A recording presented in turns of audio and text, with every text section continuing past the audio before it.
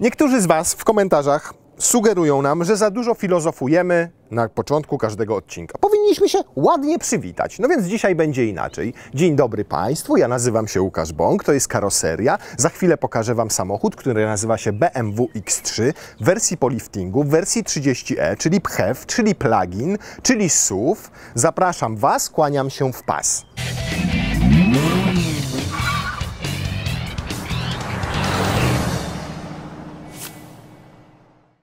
To trzecia generacja BMW X3, która została zaprezentowana w 2017 roku, co oznacza, że technologicznie samochód ma już 5 lat, a 5 lat w motoryzacji to jest jak era mezozoiczna w historii całego świata. To bardzo długo, do tego stopnia długo, że nawet BMW postanowiło przykryć swoje lenistwo i wytłumaczyć je w informacji prasowej. I piszą tak: nowa stylistyka chłodnicy, nowy pas i zwężone o 10 mm reflektory sprawiają, że X3 po liftingu wygląda niemal jak nowy model. To trochę tak, jakby Wasza żona podkręciła sobie rzęsy zalotką, poszlibyście z nią w gości i przedstawiali jako zupełnie nową żonę. A takich kwiatków w informacji prasowej jest więcej. 6 stron, słuchajcie, poświęcono tylko stylistyce auta po liftingu. Na przykład taki, i uwaga, cytując będę przeklinał: wygląd tyłu nowego BMW X3 poprzez różne elementy zyskał na, uwaga, klarowności. BMW zawsze wyglądały dynamicznie albo po prostu ładnie, a tutaj mamy jaki tył? Tył klarowny. Czarne obramowanie dodaje w pełni diodowym lampom tylnym precyzji. Precyzji, lampom. A węższy rysunek świateł zawiera teraz trójwymiarowo uformułowany kontur i filigranowe poziome kierunkowskazy. No wiedziałem, że filigranowa to może być Chinka, ale kierunkowskazy? A to jeszcze nie koniec. Podkreślenie poziomych linii, na przykład we wklęsłej powierzchni w dolnej części klapy tylnej. Gdzie to jest w ogóle? Dolna część klapy tylnej to gdzieś tutaj, o. I oni podkreślają, że to jest teraz tutaj wklęsłe. Nie, to nie jest żart. Powierzchnia ta rozciąga się teraz na całej szerokości pojazdu, ponieważ światła odblaskowe zostały umieszczone w nowym miejscu w zderzaku. O, tutaj. Nowo zaprojektowana atrapa osłony podwozia. W misiu lepiej by o tym nie napisali. No nie wiem.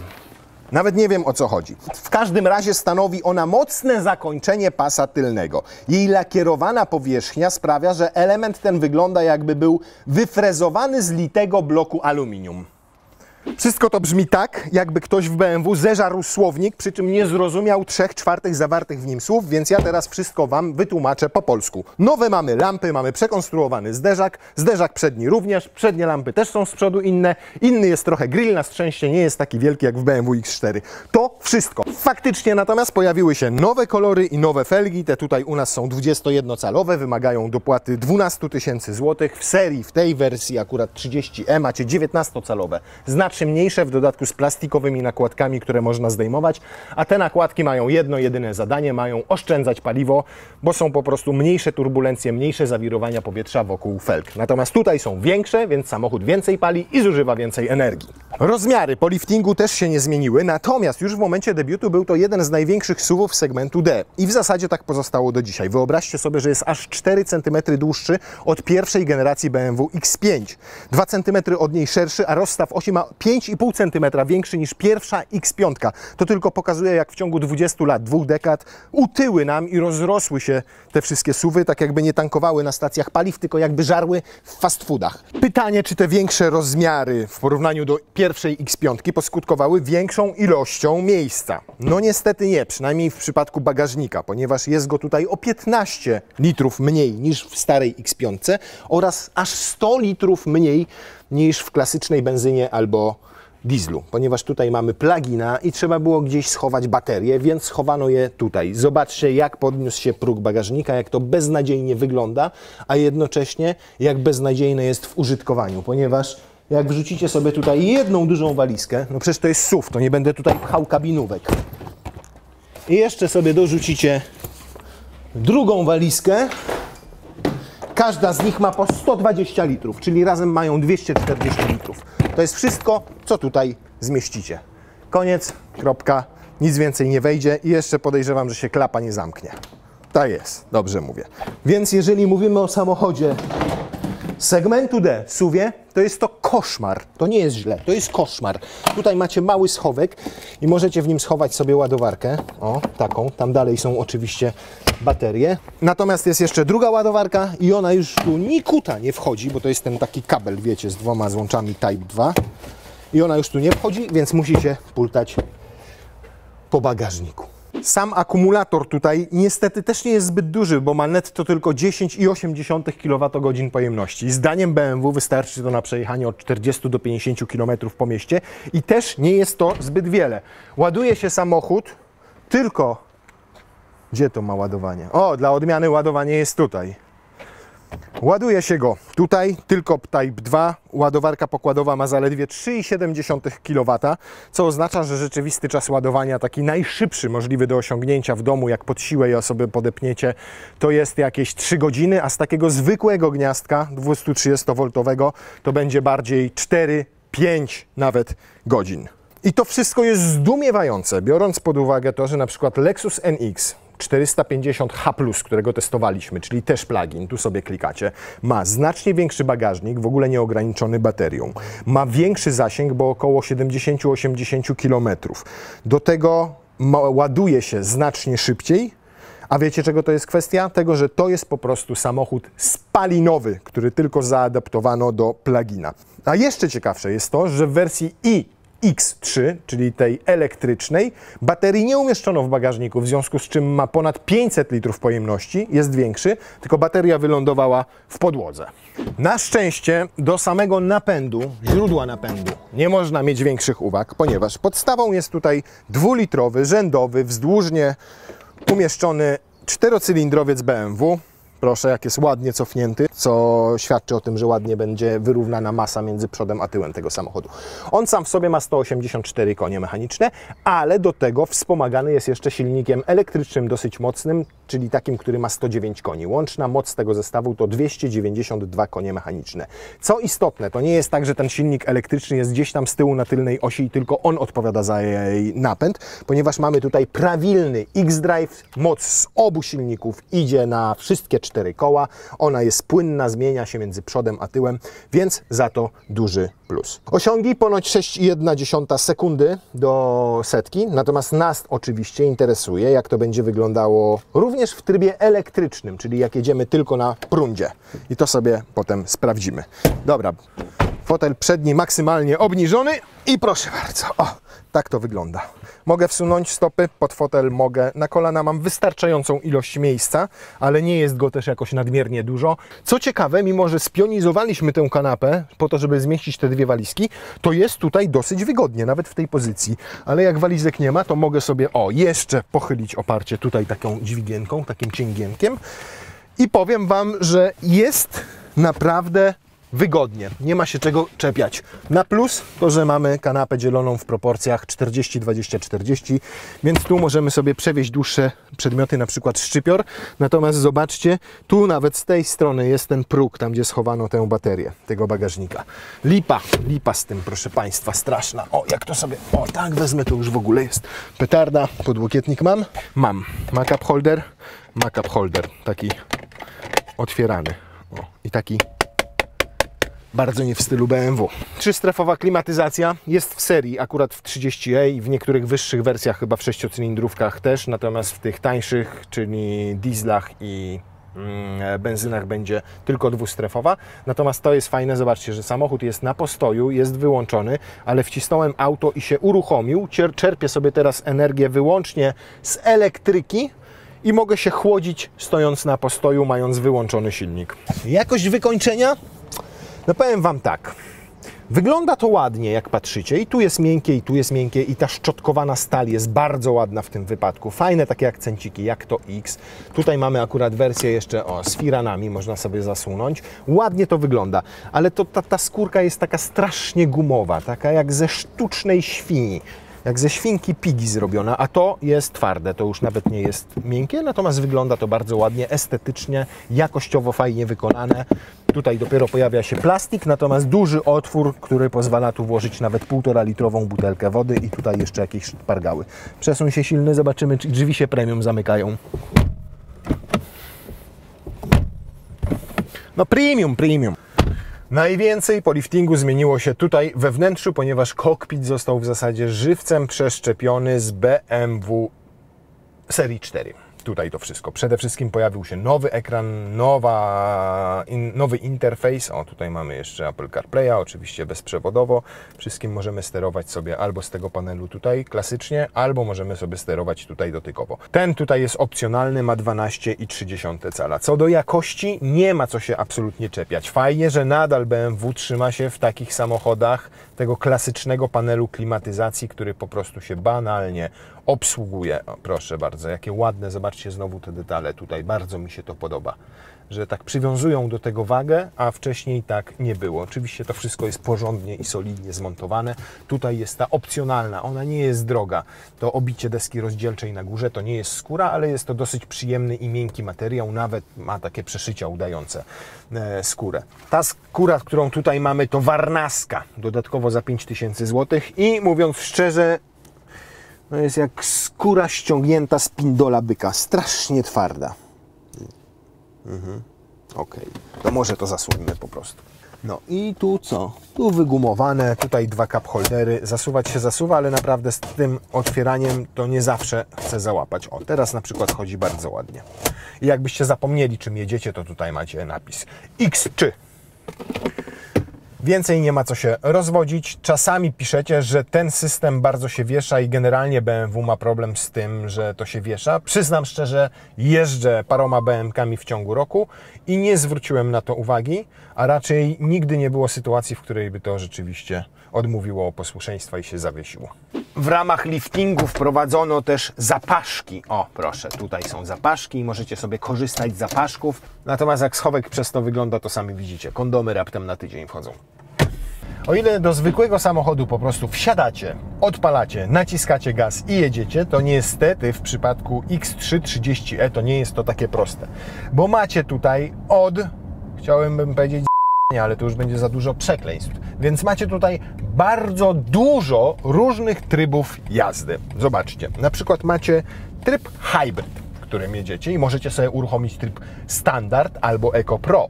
Jak wejdziecie sobie w Electric, to macie standard, individual i jeszcze możecie ten individual oczywiście sobie skonfigurować. Jak wejdziecie w sport, to już w ogóle macie standard, extra boost i individual, czyli raz, dwa, 3, 4, 5, 6, 7 trybów jazdy, a to nie koniec, bo jeszcze macie taki, gdzie możecie battery control mieć, czyli sobie utrzymywać naładowanie baterii na ustalonym poziomie, czyli na przykład powiedzmy, że będziecie chcieli na 40%, żeby ta bateria przestała się rozładowywać, wówczas częściej będzie chodził silnik spalinowy i zaoszczędzicie baterię na przykład, żeby wjechać do miasta i tam jechać całkowicie bezemisyjnie.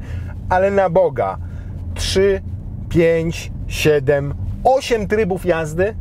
What the? Samochód waży 190 kg więcej niż standardowe X3 z porównywalnym dwulitrowym silnikiem spalinowym. Zawieszeniowo, tutaj mamy zawieszenie adaptacyjne za dodatkowe 4500 zł i trzeba przyznać, że naprawdę mimo 21-calowych felg nieźle wybiera te nierówności, natomiast na takich większych poprzecznych, gdzie tam najeżdżamy na jakąś krawędź z tych płyt, to słychać normalnie, słuchajcie, jak wnętrze w aucie za prawie 300 000 złotych w podstawie, gdzieniegdzie pracuje. Natomiast te 109 koni tego silniczka elektrycznego, no oczywiście nie dają takiego wrażenia jak z jazdy z pełnoprawnym elektrykiem, gdzie ten moment jest gigantyczny i ta moc jest wysoka, tylko to już 109 koni, ale nawet słuchajcie, dopiero jak zrobicie kickdown, to dopiero wówczas włącza się silnik spalinowy. I automatycznie przeszedł sobie w tryb hybrydowy.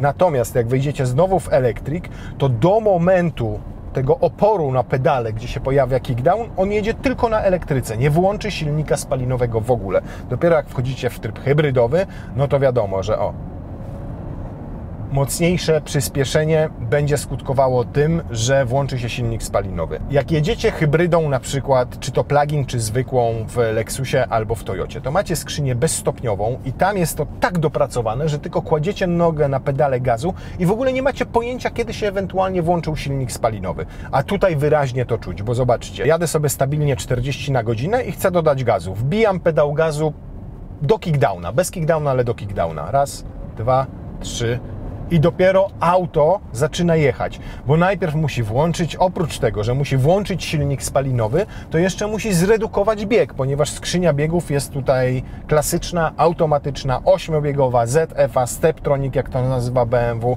czyli dokładnie taka jak we wszystkich innych modelach. Więc nie ma tutaj tej płynności działania tego układu hybrydowego takiej jak w tych wspomnianych Toyotach czy Lexusach, które oparte są na skrzyni bezstopniowej i dużo lepiej tam współpracuje ta elektryka z silnikiem spalinowym. W trybie sportowym jest trochę inaczej, bo od razu widzicie tutaj na obrotomierzu, że silnik pracuje, natomiast w trybie sportowym ma 1500 obrotów. Chcę dodać gazu, musiał zredukować.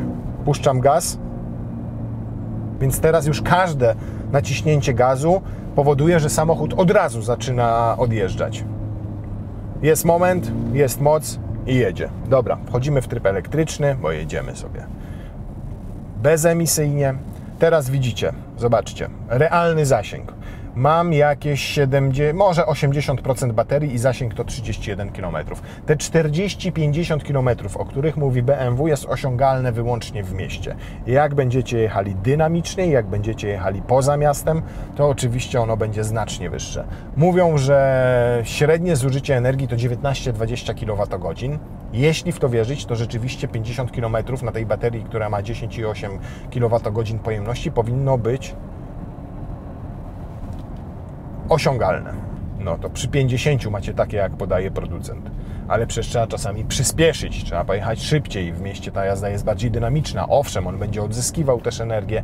Niemniej bliższe prawdzie, poza miastem będzie 25 kWh, a wtedy tej energii starczy Wam na jakieś 35 km. I o ile ta elektryka bardzo ładnie ciągnie od początku do tych powiedzmy 50-60 km na godzinę, to teraz już tak super nie jest. Więc ciekaw jestem, jak pokaże pomiar prędkości od 0 do 100 tylko na elektryce. Reset. Obstawiam jakieś 20 sekund. Tak, do kickdownu jest i start. O, zmienił bieg na 2, 3. Jak to wyraźnie czuć. On spowalnia przy zmianie biegów. O kurna, wyrobimy się przed zabudowanym. No tak, oj, jest. 15,7 sekundy i lepiej nie będzie. No to tak, z jednej strony, jak na elektryka, który ma tylko 109 koni mechanicznych, bo ten silniczek elektryczny nie jest zbyt mocny, no to całkiem nieźle, naprawdę. Ale z drugiej strony znowu wracam do tego NX-a 450H+, bo trudno nie porównywać tych samochodów, bo to jest ten sam segment i przecież ta sama technologia i plug-in, no to jest znacznie gorzej, bo tam mieściliśmy się w 10 sekundach, a tu 16. To teraz w trybie hybrydowym zrobimy. Taki klasyczny tryb hybrydowy, bez udziwnień. Nie będzie żadnych udziwnień. My jesteśmy normalni. Przypominam, że według producenta 0-100 to 6,1 sekundy. To uwaga. Włączył się spalinowy, jest. Oj!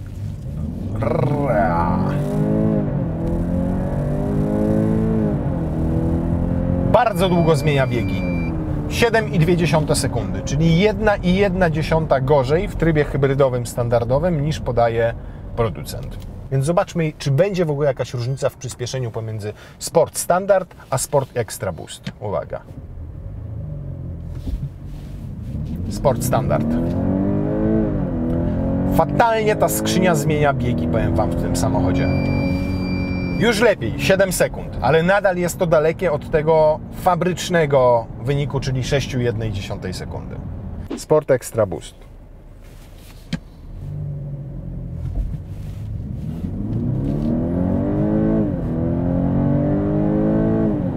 No jakby nawet ciut szybciej ta skrzynia zmieniała biegi. 6,9 sekundy.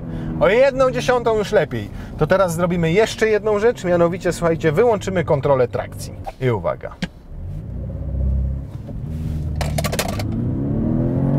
Tak jakby się na ciut wyższe obroty wkręcił. No i tak jakby skrzynia rzeczywiście tutaj... No i proszę, 6,5 sekundy. Czyli już prawie tyle, ile podaje producent, niemniej i tak tych 0,4 sekundy brakuje. Jaki to ma sens, wytłumaczcie mi. 8 trybów jazdy, w każdym samochód robi inny wynik na przyspieszeniu. Non-stop musicie tutaj to zmieniać, bo jak zrobicie kickdown, to Wam przeskakuje z elektrycznego na hybrydę i potem z hybrydy musicie włączyć do elektrycznego. Jeżeli weszliście łopatkami, zmieniliście bieg, to jeszcze najpierw musicie majtnąć wajchą, wtedy kliknąć elektryk. Ja pitole. I nie trzeba tu wajchy z boku, żeby był w trybie sportowym skrzynia, ponieważ zobaczcie, jak wejdziecie w tryb Extra Boost, ale jaja, to się dalej świeci D. Czyli jeszcze trzeba pamiętać o tym, żeby tu zrobić sy i teraz dokonamy jeszcze jednego pomiaru. Dobrze, to teraz dla odmiany mamy Sport Extra Boost, wyłączoną kontrolę trakcji oraz skrzynię w lewo, czyli w sy.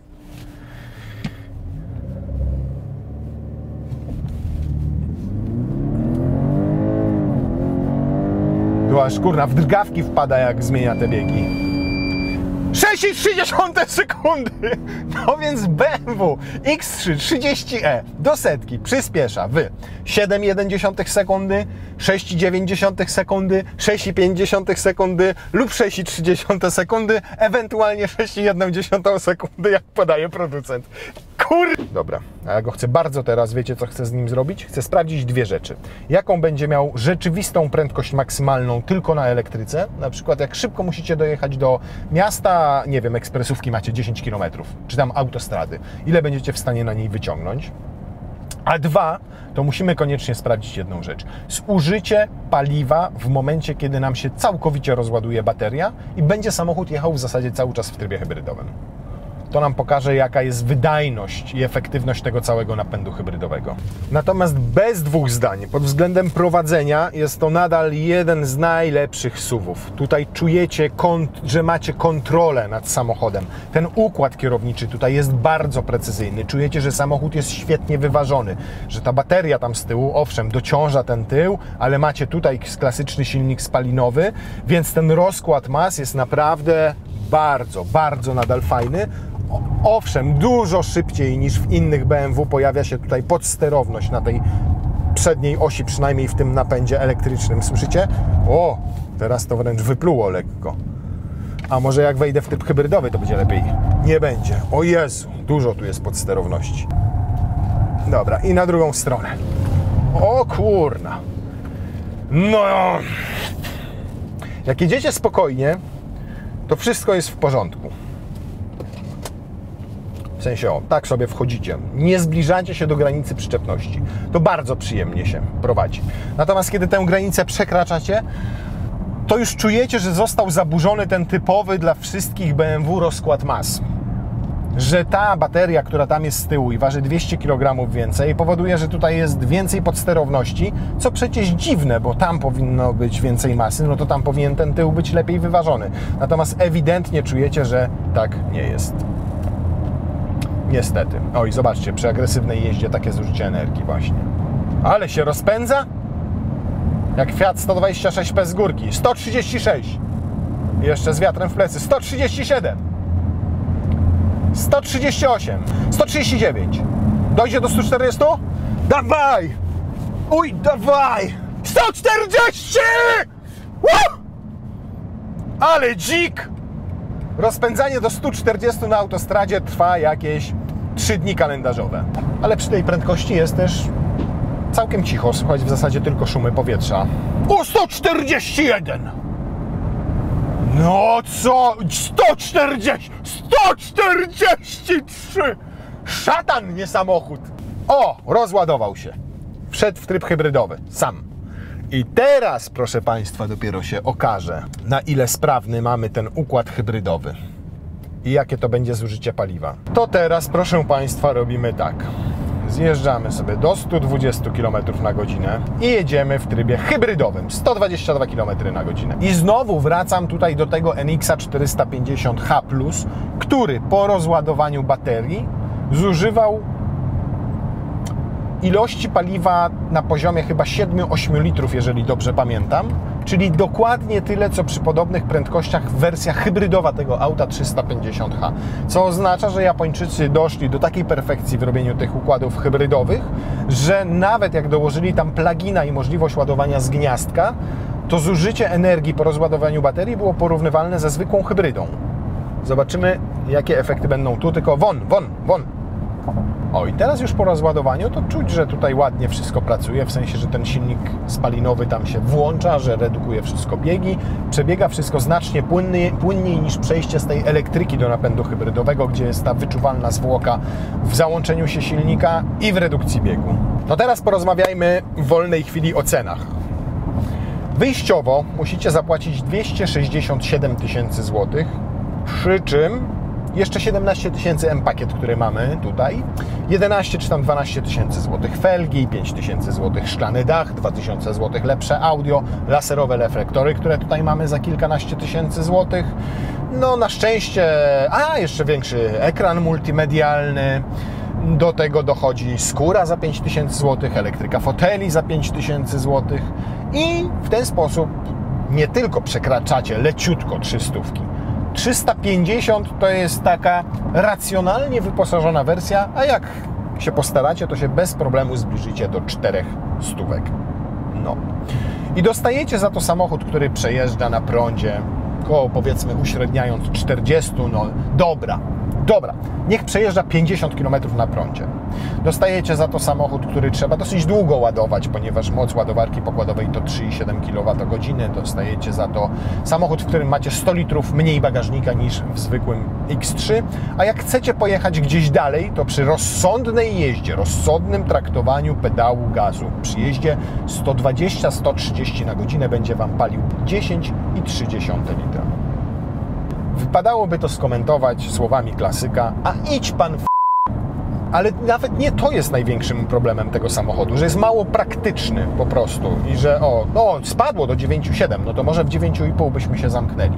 9,8 już to może jednak nie. Jego największym problemem jest wersja X3 30D, czyli 6-cylindrowy, rzędowy, wzdłużnie ustawiony diesel, który będzie spalał w takich warunkach około 7 litrów paliwa, który będzie droższy o zaledwie 3000 zł, będzie miał 550 litrów bagażnika i brak takiego garbu w tym bagażniku i będzie się nim po prostu przyjemniej jeździło. A drugim problemem tego auta jest jeszcze inne X3, mianowicie iX3, które jest elektrykiem, ma 465 km zasięgu, większy bagażnik i przynajmniej możecie naprawdę cieszyć się tam z tego momentu obrotowego, nie bawicie się trybami jazdy, nagle się nie zmienia w hybrydę, nie kombinujecie, nie macie 85 różnych ustawień, nie musicie dźwigni przekładać raz w prawo, raz w lewo, tylko za każdym razem przyspiesza tak samo i idealnie nadaje się do jeżdżenia po mieście, nawet jeżeli realny zasięg to będzie 350 km, a nawet jak to będzie 300 przy autostradowej prędkości, to przynajmniej dojedziecie nim do Poznania. To, przykro mi bardzo, to jest najgorsze X3, jakie możecie kupić, a być może również najgorsze BMW, jakie możecie kupić. A co najciekawsze, na przykład z BMW serii 5, czyli 530e z tym napędem, jaki już testowaliśmy i tu możecie obejrzeć, okazało się świetnym samochodem. Więc nie wiem, co Wy tam spieprzyliście w tym BMW w przypadku tego auta.